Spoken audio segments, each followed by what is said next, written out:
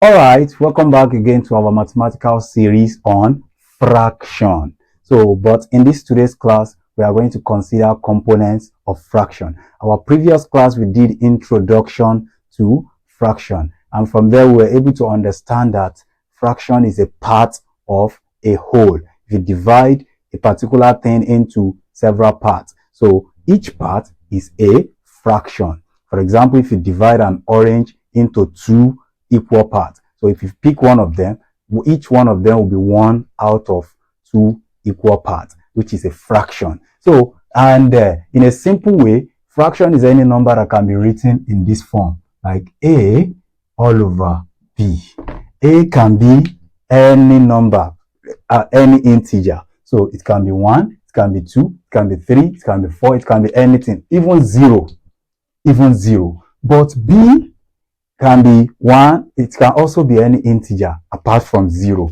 B must not be equal to 0, because if B is equal to 0, the whole of the fraction becomes undefined. Now, any number that can be written in this pattern, in this form, is known as a fraction. However, what do we call component of fraction? That is, those parts that we have in every fraction. So every fraction, they majorly have 3 parts. The first part is the number above. This number on top is called numerator.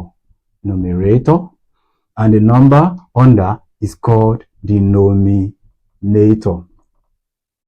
So, and this line that comes in between the numerator and the denominator is known as the dividing line or the division line. Let's call it division line. So, every fraction always have this. Though there is another type of fraction, because in the next video, I'm going to consider types of fraction. But you may see, okay, let's take, for example, example of this one. Example, if you have 1 over 3. So 1 is a numerator. 3 is the denominator. And this line is the division line.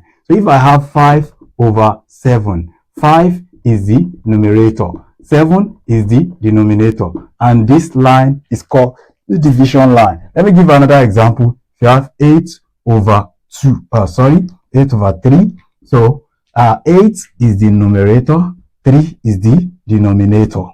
So, and this line is the division line. You can see that this happens generally for all type of fraction. These are the major components. However, there is a type of fraction which always have another number attached to it in front. So such fraction, when we get to types of fraction, we'll consider it. Such fraction is known as mixed fraction. For example, if you have two whole number, 3 over 7. So this is the whole number part of the fraction. So this is not always for all fraction. It's not always common. It's just a special type of fraction. Now, this 3 still remains our numerator. And this 7 still remains our denominator. And this line remains our division line. So once you know this, then you are done with components of fraction. Thank you.